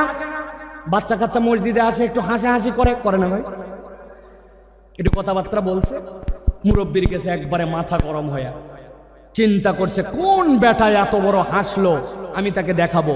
উনি শেষ বৈঠকে বসে আছে, এখন আত্তাহিয়াতু পড়তেছে, আত্তাহিয়াতু লিল্লাহি ওয়া সাল্লাম, কার বেটা এরকম করলে রে দেখি, আল্লাহুম্মা সাল্লি আলা মুহাম্মদ, মনে হয় এটা হচ্ছে আকবরের বেটা হতে পারে। এরপরে আল্লাহুম্মা ইন্নী যালামতু নাফসি পড়তেছে, আর চিন্তা করছে যে ইমাম সাহেব এত লম্বা দোয়া পড়তেছে, বেয়াদবগুলা হাসাহাসি বন্ধ করে না। উনি এই সকল ভাবতেছে আর চিন্তা করছে, খালি নামাজ শেষ হক্ত দেখাচ্ছে। আসসালামু আলাইকুম ওয়া রাহমাতুল্লাহ, আসসালামু আলাইকুম ওয়া রাহমাতুল্লাহ, আছে না? এমন ঝাঁকি মারছে, ওই বাচ্চা মসজিদ থেকে বাড়াইছে, ওই বাচ্চার মসজিদে আসে না, ঠিক কিনা? এই মুরব্বী যারা আছেন, কার কার পকেটে চকলেট আছে বার করেন, কার পকেটে আছে দেখি একটু। হুজুর চকলেট কেন লাগবে? আপনি ওই বাচ্চাকে ডাক দিয়ে বলছেন দাদু হাসে না মসজিদের মধ্যে, আয় এদিকায় এই চকলেটটা নিয়ে পরের ওয়াক্ততে কিন্তু হাসবি না দাদু, কিন্তু মসজিদে কিন্তু আসবি। পরের ওয়াক্তে আবার দেখা হয়েছে, হাসে নাই, দেখছেন পাশে নিয়ে দাঁড় করে আরেকটা চকলেট বের করে দিয়েছেন। এক ছেলে কয়দিন চকলেট খায় পছন্দ করবে না? 2 দিন পরে 5 টাকার একটা কয়েন বের করে হাতে দিয়ে বলছেন, দাদু একটা বিস্কুট কিনে খাস, তুই তো চমৎকার করে নামাজ পড়িস। আপনি ওই বাচ্চাটাকে নামাজে উৎসাহ দিয়েছেন, হঠাৎ করে একদিন আপনার মৃত্যুর ডাক এসে গেছে, কবরে চলে গেছেন।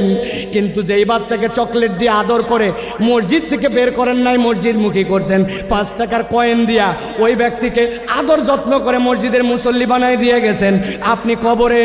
কিন্তু আপনার 20-25 টাকার ইনভেস্টমেন্ট, ওই বাচ্চা যতবার সিজদা দেয় আপনার আমল নামায় সওয়াব উঠে যায়। এর নাম আমলে সালেহ। আপনাকে টেকনিক করে আল্লাহর দিকে আগাতে হবে।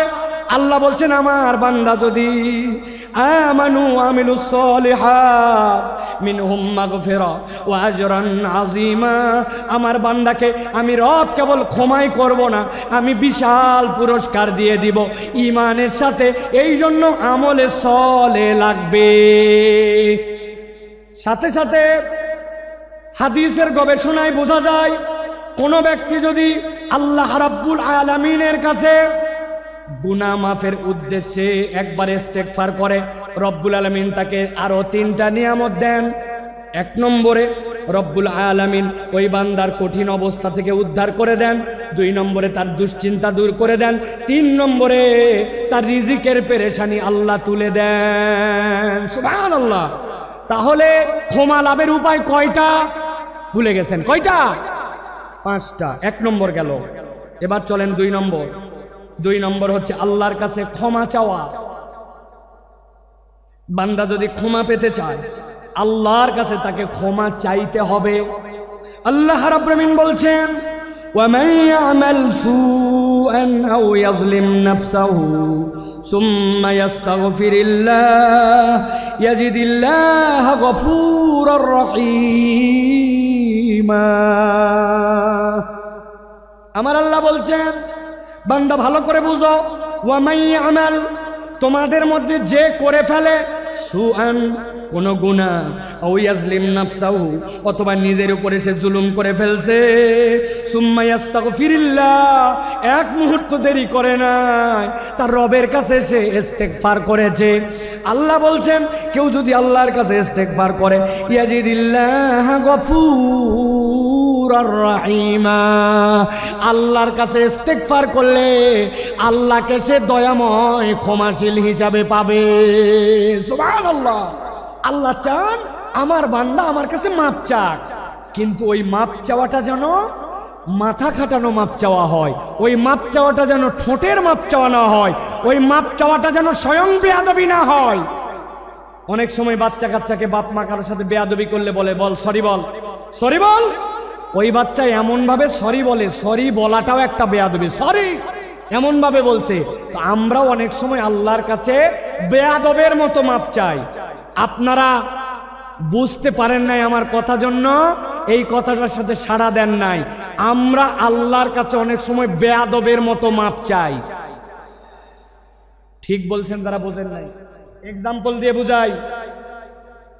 ইমাম সাহেব সালাম ফিরাচ্ছে, খেয়াল করেন, আসসালামু আলাইকুম ওয়া রাহমাতুল্লাহ, নামাজে আসসালামু আলাইকুম ওয়া রাহমাতুল্লাহ আছে। আপনি কি বলছেন আল্লাহর কাছে? আরেকটা বুঝায়, এমপি সাহেবের কাছে গেছেন, একটা চাকরি দরকার আপনার ছেলের জন্য, সুন্দর করে যাই এমপি সাহেবের কাছে বলতেছেন, মাননীয় এমপি সাহেব আপনার কাছে আসছি, আমার ছেলের কাছে চাকরি দরকার, জরুরি ভিত্তিতে, আপনার অনেক ক্ষমতা আছে, চাকরি দরকার, মেহরবানি করে দ্রুত আমাকে চাকরি দেবেন, আসসালামু আলাইকুম ওয়া রাহমাতুল্লাহ। এমপি সাহেব বলছে, পাগলটা কোত্থেকে আসছে রে, এটা আস্তা বেয়াদব। কথা বললেন না, অত দূর গেলাম না, আমি হুজুরের কাছে আসছেন, হুজুর আমার ছেলেটা অসুস্থ, আমার ছেলের জন্য আপনি দোয়া করবেন, হুজুর বলবে কি রে, পাগল না ছাগল রে, আমার কাছে এত জোরে এসে দোয়া চাচ্ছে। আপনি হুজুর, আপনি এমপি সাহেব, আপনি লোকের কাছে যদি এরকম করে চান, তাইলে ওই লোক আপনাকে বেয়াদব বলে। আর আল্লাহর কাছে আমার প্রয়োজন, কিন্তু আমি এমনভাবে আল্লাহর কাছে চাই 2টা মিনিট হাতের সময় নাই, মনোযোগ দিয়া কায় মনোবাক্যে দিল লাগায়া আল্লাহর কাছে সিজদায় পড়ে 5 মিনিট 10 মিনিট ধরে কেঁদে কেঁদে আল্লাহর কাছে আমরা মাপ চাই না, অথচ আমার গুনাহ খাতার কোনো শেষ নাই। আপনাদের অবস্থা জানি না। আজকে সকাল থেকে আমার গুনাহ যদি আমার কপাল দিয়ে লেখা হতো নিয়ন সাইনের মতো, স্টেজে উঠতে দিত না। অনেক মুরব্বী মানুষ মনে করছে বোধহয় মুরব্বীর দাড়ি পেকে গেছে, গুনাহ নাই। একটা মহিলা তার সামনে দিয়ে চলে গেছে, অন্তরের মধ্যে এমন কথা উদয় হয়েছে, ওইটা যদি বাহিরের মানুষ জানতো দাড়িওয়ালার আর ইজ্জত থাকতো না। জানা গুনাহ অজানা গুনাহ ভুলে যাওয়া গুনাহ, আমার আপনার আমল নামায় গুনার কোনো শেষ নাই। কিন্তু আল্লাহর কাছে কায় মনোবাক্যে দিল দিয়ে 5 মিনিট চাওয়ার মতো সময় নাই, ঠিক কিনা? এই জন্য বলছি, আমি এমনি এমনি বলি নাই যে আল্লাহর কাছে বেয়াদবের মতো চাওয়া যাবে না। ক্ষমা চাওয়া মানে কি খালি আস্তাগফিরুল্লাহ আস্তাগফিরুল্লাহ আস্তাগফিরুল্লাহ, এটা নয়। আপনি দিল থেকে অনুতপ্ত হইয়া আল্লাহর কাছে চাওয়ার মতো যদি চান, আমি মাঝে মাঝে বলি, আপনাদের কাছেও বলি, ও ভাই আপনার নামাজটাকে একটু সুন্দর বানান। আমি নামাজ সুন্দর বানানোর জন্য একটা শুধু পরামর্শ দেই, আজকের থেকে শপথ নেন আপনার জামাত ছাড়া ব্যক্তিগত যত সুন্নত নফল আমি 7 তাসবির নিচে রুকু সিজদা আর দিব না। রাজি? সুবহানাল্লাহ সুবহানাল্লাহ সুবহানাল্লাহ সুবহানাল্লাহ সুবহানাল্লাহ সুবহানাল্লাহ, এরকম 60টা তাসবিহ পড়ব রুকুতে। সুবহানা রাব্বিয়াল আযীম সুবহানা রাব্বিয়াল আযীম সুবহানা রাব্বিয়াল আযীম, এরকম করে 60টা তাসবিহ রুকুতে, 60টা তাসবিহ সিজদাতে। আমার নফল ব্যক্তিগত নামাজ আজকের থেকে 60টা তাসবিহর নিচে হবে না। রাজি আছেন ইনশাআল্লাহ?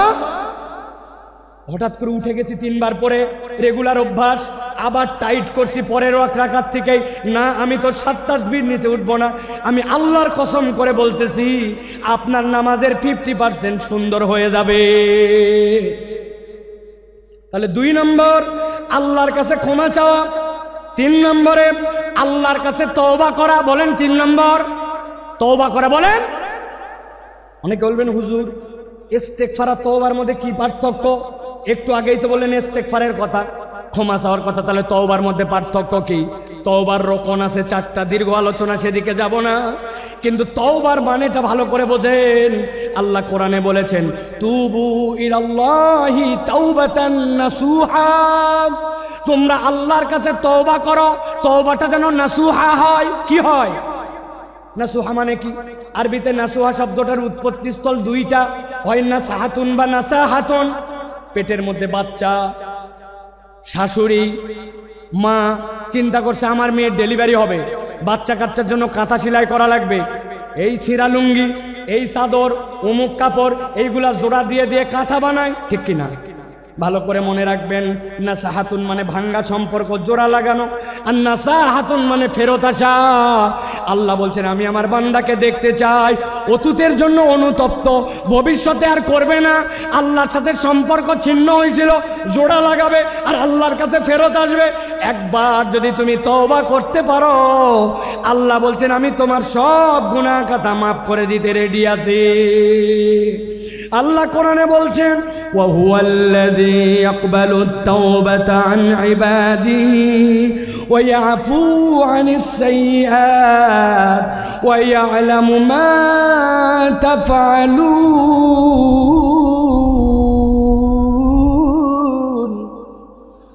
আমার আল্লাহ বলছেন ওয়া হুয়াল্লাযী ইয়াকবালুত তাওবা, তিনি তো সেই রব যিনি তওবা কবুল করেন আন ইবাদিহি, তার না বান্দা এগুলা। আল্লাহ বলছেন ওই আফু আনিস সাইয়্যাত, আর তিনি তো তার দোষ ত্রুটিগুলা ক্ষমা করে দেন। ওই আলামু মা তাফালুন, যুবক রে, মোবাইলে এমবি কিনে রাত্রে কি দেখেছো? বাহিরে জুব্বা টুপি লাগায়া ঘুরছো, মানুষ হুজুর হুজুর বলছে, কিন্তু নামাজের অবস্থা কি ছিল, আমলের অবস্থা কি ছিল, ভিতরের অবস্থা ছিল কেউ জানে না। আল্লাহ বলছেন মৃত্যুর খাটলি সকলের কাছে লেগে যাবে, কিন্তু আল্লাহ সব জানেন। আল্লাহ চান আমার বান্দাকে আমি ক্ষমা করে দেই।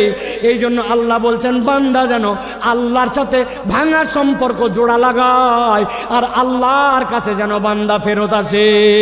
সুবহানাল্লাহ। ভাঙা সম্পর্ক জোড়া লাগায় তওবা করে করে যদি আল্লাহর কাছে ফেরত আসে, আল্লাহ কেমন পছন্দ করেন। নবীজি বলছেন এক লোক মরুভূমির পথে রওনা হয়েছে, উটের পিঠের মধ্যে তার খাবার, 7 দিনের রাস্তা ধরেন, অর্ধেক পেরিয়েছে। যেই না অর্ধেক রাস্তা পার হয়েছে, যাওয়ার পরে একটু গাছের নিচে ক্লান্তি আসছে, ঘুমায় গেছে। ঘুমায় যাওয়ার পরে ঘুম থেকে উঠেছে, উঠার পরে দেখে হায়রে আমার যে খাবার সব উঠ ছিল, উঠ নাই, উঠ পালায় গেছে। মরুভূমিতে যদি কারো উঠ পালায়, ওই উঠ আর ফেরত আসে না। ওই বান্দা জানে সামনে 3 দিন যে আগাবে এই তার ক্ষমতা নাই। মরুভূমি যে গরম, একদিনে শেষ হয়ে যাবে। পিছনে যে বাড়িতে ব্যাক করবে সেই সুযোগ নাই। ওই লোক তো ঘাবড়ায় গেছে, নিশ্চয় এখন নিশ্চিত আমার মৃত্যু। মৃত্যুর চিন্তায় ওই লোক আবার ঘুমায় গেছে। আল্লাহর নবী বলছেন এরপরে হঠাৎ করে সে উঠেছে, উঠার পরে দেখে উটটা আবার তার সামনে এসে হাজির হয়ে গেছে। ওই উট আর পালায় যায় নাই, খাদ্য নিয়ে তার সামনে দাঁড়ায়া উত্তেজিত হয়ে সে বলছে, আয় আল্লাহ, আপনি আমার গোলাম আর আমি আপনার মাবুদ। যদিও কথাটা হাকিকি না, কিন্তু আনন্দে উত্তেজিত হয়ে বলছে। আসলে বলার কথা আল্লাহ আপনি আমার মাবুদ আর আমি গোলাম, কিন্তু উত্তেজনায় কথা ঘুরে গেছে। নবী বলছেন হারানো উট পেয়ে উটের মালিক যেরকম খুশি হয়, কোন বান্দা যদি 1000 ভুল করুক না কেন, একবার তওবা করে আল্লাহর কাছে ফেরত আসে, আল্লাহ এর থেকে অনেক বেশি খুশি হয়ে যায়। সুবহানাল্লাহ বিহামদি। এই জন্য প্রিয় ভাইরা, আল্লাহর কাছে তওবা করে আমাদেরকে ফেরত আসতে হবে। তাহলে 1 নম্বর ঈমান এবং নেক আমল, 2 নম্বর আল্লাহর কাছে ক্ষমা চাওয়া, 3 নম্বর তওবা করা, 4 নম্বর তাকওয়া অর্জন করা। কি করা? তাকওয়া অর্জন। আল্লাহ বলছেন ইন্নাল্লাযীনা ইয়াখশাউনা রাব্বাহুম বিল গায়ব লাহুম মাগফিরাতুন ওয়া আজরুন কাবীর, মাগফিরাতুন ওয়া আজরুন কাবীর। আল্লাহ বলছেন যারা আল্লাহকে ভয় করে, আল্লাহকে ভয় করে চলে, আল্লাহ ভয় করাটাই অটোমেটিক রব্বুল আলামিন বলছেন তার ক্ষমা প্রাপ্তির কারণ হয়। সুবহানাল্লাহ। আমরা বাংলাদেশ নিয়ে স্বপ্ন দেখি, বাংলাদেশ সোনার বাংলাদেশ হবে, বাংলাদেশ দুর্নীতিমুক্ত বাংলাদেশ হবে। এর জন্য দুর্নীতি দমন কমিশন, এর জন্য সিসিটিভি, এর জন্য অনেক কিছু আমরা আয়োজন দেখলাম। কিন্তু জিজ্ঞাসা করতে চাই, এত আয়োজন করেও বাংলাদেশকে কি দুর্নীতি মুক্ত করা গেছে? দুর্নীতি মুক্ত তো হয় নাই, আরো দুর্নীতি বেড়েছে। আমি মজা করে বলি, দুর্নীতি দমন কমিশন একটা স্টেপ নিয়েছে, দুর্নীতিকে না বলুন। এই জন্য প্রত্যেক জেলা শহরে, প্রত্যেক ডিসি অফিসে সেমিনার হবে, বিভিন্ন জায়গায় ফেস্টুন লাগানো হবে, স্টিকার মারা হবে, দুর্নীতিকে না বলুন। এর জন্য বাজেট হয়েছে ধরেন 10 কোটি টাকা। আল্লাহর কি কাম, এই 10 কোটি টাকার 8.5 কোটি টাকা দুর্নীতি হয়েছে। আপনি না দুর্নীতিকে না বলবেন বলছেন, কিন্তু কোথায় দুর্নীতি দূর করতে পারলেন? সিসি ক্যামেরা লাগাইছেন, দুর্নীতি যায় নাই। আমি পাসপোর্ট অফিসে গেছিলাম, আমার পাসপোর্টের 6 মাসের নিচে মেয়াদ শেষ, অনেক আগের কথা। পাসপোর্টটা রিনিউ করতে হবে। পাসপোর্টে যাওয়া, অফিসে যাওয়ার আগে আমাকে লোকজন বলছে প্রস্তুতি নিয়ে যায়েন। আমি চিন্তা করছি প্রস্তুতি মানে বোধহয় কলম কাগজ, তাই তো নাকি? জি না, প্রস্তুতি মানে মাল পানি, ঠিক কিনা? আমি এইগুলা নিয়ে গেছি। যাওয়ার পরে এখন পাসপোর্ট অফিসের দোতলায় আমাকে খালি ঘুরায়, অনেক ঘুরাইয়া ঘুরাইয়া ঘুরাইয়া, টাকাও নেয় না, কাজও করে না, কি জ্বালা। অনেকক্ষণ পরে বলছে নিচে চলেন। দোতলার থেকে যখন আমাকে নিচে নিয়ে আসছে, নিচে আনার সময় একটা সিঁড়ি, মধ্যে একটা ল্যান্ডিং, এরপর আরেকটা সিঁড়ি। তো 1 ধাপ সিঁড়ি পার করে মধ্যে যে জায়গা, ওই জায়গায় দাঁড় করায় বলছে টাকা ছাড়েন। আমি বললাম ভাই, তোমাকে এই টাকা দেওয়ার জন্য তো বহুতক্ষণ ধরে আমি ঘুরি, তুমি এতক্ষণ ঘুরাই এই জায়গায় এনে কেন টাকা চাও? বলে হুজুর তাহলে শোনেন, এই বিল্ডিংটি পুরাটা সিসি ক্যামেরা নিয়ন্ত্রিত। আমরা মনিটরে চেক করে দেখছি, পুরা বিল্ডিং এর সব জায়গাটা ভিডিওতে আসে, খালি এই জায়গাটা ধরে না। তো যেই জায়গাটা ধরে না ওই জায়গায় উনি টাকা খায়। তাহলে দুর্নীতি দূর করতে চান আর দেশকে সোনার বাংলা বানাতে চান, কখনো এটা সম্ভব নয় যদি না মানুষের দিলকে আল্লাহর ভয়ে ভীত করে একটা উন্নত চরিত্রের প্রজন্ম তৈরি করা না যায়, শিক্ষা সংস্কার করা যদি না যায়, এই প্রজন্মকে কখনো মানুষের মতো মানুষ এই বাংলাদেশকে সোনার বাংলাদেশ বানানো সম্ভব নয়। কিন্তু আমরা দেখেছি আমাদের শিক্ষা ব্যবস্থায় গাফলতি, নানান জায়গায় গাফলতি। এইগুলা আসলে কার কাছে আমরা বলবো আর কে যেন কথা শুনবে, এইরকম একটা অবস্থা হয়ে যাচ্ছে। এই জন্য আমরা স্পষ্ট কণ্ঠে বলতে চাই, বাংলাদেশকে যারা সোনার বাংলাদেশ বানাতে চান আপনাদেরকে কোরআন হাদিসের শিক্ষায় এই জনগোষ্ঠীকে শিক্ষিত করতে হবে, এর কোনো বিকল্প নাই, ঠিক কিনা? আল্লাহ রাব্বুল আলামিন সর্বশেষ বলছেন 5 নম্বরে তোমাদের জন্য যারা ক্ষমা পেতে চাও তোমাদের উপায়টা হচ্ছে 5 নম্বরে। 1 নম্বর ঈমান ও নেক আমল, 2 নম্বর আল্লাহর কাছে ক্ষমা চাওয়া, 3 নম্বর তওবা, 4 নম্বর তাকওয়া অর্জন, 5 নম্বর আল্লাহর জন্য দান খয়রাত করা। কি করা বলেন না, কি করা? আমরা কৃপণের কৃপণ হয়ে গেছি, আমাদের হাত খোলে না। আপনাদের এলাকায় খবর নিয়ে দেখবেন মসজিদে আপনাদের জুমার দিনে মুসল্লি 200 জন, প্রত্যেকটা মুসল্লি যদি 20 টাকা করে দেয় মসজিদে 4000 টাকা হয়। 4 জুমা মিলায়া মসজিদে একটা ভালো ফান্ডিং হয়ে যায় 20,000 টাকার। মসজিদ কারো দিকে তাকাতে হয় না, কিন্তু আমাদের মুসল্লিদের অবস্থা এমন, মসজিদে সেরা টাকা দেয়, একটা টাকা পকেটের থেকে বের হয় না। আপনি যদি ক্ষমা পেতে চান আপনাকে দান খয়রাত করতে হবে। দান খয়রাত না করলে ক্ষমা পাওয়া যায় না। দান খয়রাত ক্ষমা প্রাপ্তির মাধ্যম। আমি ছোট্ট 2টা হাদিস বলে শেষ করে দিব। এক মহিলা নবীজির কাছে আসলো, আসার পরে নবীজির জন্য একটা বুর্দা নিয়ে আসলো। বুর্দা মানে এমন একটা চাদর পাশ দিয়ে ঝালর লাগানো। মহিলাটা ইয়ামেন থেকে সেই চাদর নিয়ে আসছে। সাহাবীরা বলছে নবী সাল্লাল্লাহু আলাইহি ওয়াসাল্লামের কাছে আসে যখন বলল হাযা হাদিয়াতুল লাকা ইয়া রাসূলুল্লাহ, নবীজি এমন ভাবে হাত পেতে ওইটা নিলেন যেন কতই না তার প্রয়োজন, সম্মান জানায় নবীজি নিলেন। নেওয়ার পরে নবীজি গায়ে দিলেন। সাহাবায়ে কেরাম বলছেন নবীজির গায়ে এত সুন্দর লাগছিল, এত সুন্দর ড্রেসে আমরা নবীকে খুব কমই দেখেছি। হঠাৎ করে একজন সাহাবী বলে ইয়া রাসূলুল্লাহ আপনার চাদরটা আমাকে দেন। নবীজির সাথে সাথে উঠে বাড়ির মধ্যে চলে গেলেন। সাহাবীরা বুঝলেন নবীজি পুরাতন চাদর পরে নতুন চাদরটা ওই সাহাবীকে দিয়ে দিবেন। সাহাবায়ে কেরাম ওই সাহাবীকে বললেন তুমি এই কাজ করলে কেন? নবীজি দেখলেন না কত সুন্দর লাগতেছিল, কত আগ্রহ করে নিলেন, তুমি কেন এখনই চাইলে? ওই সাহাবী বলতেছেন ও আমার সাহাবীরা, চাদরের যে খুব বেশি আমার দরকার তাও না, কিন্তু আমি চেয়েছি নবীজি চাদরটা গায়ে দিয়েছেন, আর কেউ গায়ে দেয় নাই, ওই চাদরটা দিয়ে যেন আমার দাফন কাফন হয়, এই জন্য আমি চাদরটা চাইছি। ঠিক ঠিক নবীজি বাড়ির থেকে বের হয়েছে, তার হাতে চাদরটা তুলে দিলেন। আল্লাহর নবীর কাছে কেউ চেয়েছে আর ফেরত গেছে এরকম কোনো প্রমাণ নাই। এক মহিলা নবীজির জন্য কয়টা খেজুর আর একটা শশা নিয়ে আসছে। যাদের শরীরে এনার্জি পান না, শরীর ভালো হয় না, পেটের অসুবিধা নানান কিছু, আপনি শশা আর খেজুর মিলায় খাবেন, আল্লাহ চাইলে আপনার শরীরকে আল্লাহ চাঙ্গা বানায় দিবেন। নবীজি পছন্দ করতেন, ওই মহিলা নিয়ে আসছে এটা। নবীজি এক বাটির খেজুর ঢেলে শশাটা ঢেলে নিয়ে নবীর কাছে যতগুলা স্বর্ণালঙ্কার ছিল সবগুলা তুলে বাটির মধ্যে ভরছেন, ভরে তার কাছে তুলে দিছেন। ওই মহিলা তো ঘাবড়ায় গেছে, কয় খেজুর আর শশার বিনিময়ে আল্লাহ নবী এত কিছু দিয়ে দিলেন। নবীজি সর্বোচ্চটা দেখাই দিয়ে গেছেন, উম্মতের কাছ থেকে কেউ যেন ফেরত না যায়। সুবহানাল্লাহ। অতএব আপনি যদি আল্লাহর কাছে ক্ষমা পেতে চান দান খয়রাত আপনাকে বাড়াতে হবে।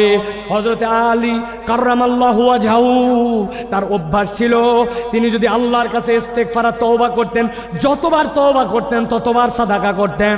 নিয়ত করছি ফজরের নামাজ আর বাদ দিব না, কিন্তু বাদ হয়ে গেছে। তওবা করছি আল্লাহ আগামী কালকে থেকে ঠিক করব, কিন্তু 100 টাকা পানিশমেন্ট দিয়ে দিছি। আল্লাহর কাছে বলছে আর মিথ্যা কথা বলবো না, আবার ফট করে একটা মিথ্যা বের হয়ে গেছে। নিয়ত করছি 2 রাকাত নামাজ পড়বো আর 100 টাকা দান খয়রাত করব, তওবাও করছি সাদাকাও করছি। এটা আলী রাদিয়াল্লাহু তাআলা আনহুর চরিত্র ছিল। এই জন্য আল্লাহর কাছে যদি ক্ষমা পেতে চায় মুসলমানের চরিত্র কৃপণ। তার কাছে এক ফকির গেছে, যে বলছে কিছু দেন। লোক পকেটে হাত দিয়ে দেখে মানি ব্যাগ নাই, বুক পকেটেও টাকা নাই, বিব্রত হয়ে গেছে। আরে আমি তো মানি ব্যাগ ছাড়া জামা নিয়ে বের হয়েছি।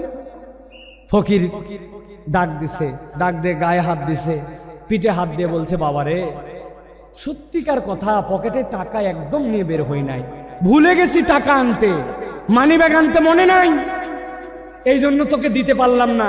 বাবারে এরপরে তুই চাইলে ইনশাল্লাহ তোকে দিব।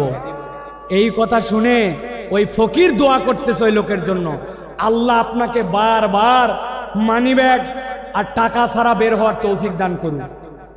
ওই লোক ঘাবড়ায় গেছে, কিরে আমার প্রতি কি রাগ করে এই কথা বললো নাকি, বদদোয়া করলো নাকি? যে কোনো একজন আজানের উত্তর দেন, আমার প্রতি রাগ করলো নাকি, বদদোয়া করলো নাকি?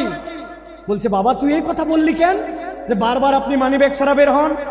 ও বলতেছে, শোনেন, টাকা চাইলে তো কতকেই দেয়, ভালো মনে দেয়, খারাপ মনে দেয়, অনেক টাকা দেয়, কিন্তু আমরা যারা দরিদ্র মানুষ, হত দরিদ্র মানুষ, মানুষ আমাদের সাথে একটু সুন্দর করে কথা বলে না, কেউ একটু গায়ে হাত দিয়ে আদর করে কথা বলে না, টাকা চাইলে টাকাটা দেওয়ার সময় কেমন করে জানি দেয়। আমরা তো একটু ভালোবাসাও দাবি করি। তো আজকে আপনার পকেটে মানি ব্যাগ না থাকার কারণে যে গায়ে হাত দিয়া, মাথায় হাত দিয়ে আদর করে আপনি ভালোবাসা দিছেন, ওইটা আমার অনেক বেশি দরকার। এই জন্য দোয়া করছি, আপনি মানি ব্যাগহীন আসেন, তাহলে আমি আদরটা অন্তত পাবো। বুঝেন, সব সময় সব অভাবী মিসকিন কেবলমাত্র আপনার কাছে টাকা পয়সার ডিমান্ড করে না, ভালোবাসা চায়, সুন্দর কথা চায়, আদর চায়, স্নেহ চায়। এটাও আল্লাহর পক্ষ থেকে বড় একটা দান হিসাবে বিবেচিত হবে। অতএব আচরণ সুন্দর করি, দান সাদাকা করার চেষ্টা করি। ক্ষমা প্রাপ্তির এই 4টা গুণ। আর প্রথমে আপনাদের কাছে বলেছি, আল্লাহর কাছে ক্ষমা প্রাপ্তির তালিকায় ওঠার জন্য, হেদায়েতের রাস্তা পাওয়ার জন্য 2টা সিঁড়ি। এই 2টার সমন্বয় করে যদি আমরা চলি, মৃত্যু আর জান্নাতের মধ্যে আমাদের কোনো বাধা থাকবে না ইনশাআল্লাহ। আমরা তাহলে আল্লাহর কাছে এই কথাগুলি অনুযায়ী আমল করার চেষ্টা করব তো ইনশাআল্লাহ। ইনশাআল্লাহ আল্লাহ কবুল করবেন। আল্লাহুম্মা আমিন। হাযা মা ইনদি ওয়াল ইলমু ইনদাল্লাহ। সুবহানাকাল্লাহুম্মা বিহামদিকা আশহাদু আল্লা ইলাহা ইল্লা আনতা আস্তাগফিরুকা ওয়া আতুবু ইলাইক। ওয়াসসালামু আলাইকুম ওয়া রাহমাতুল্লাহি ওয়া বারাকাতুহু।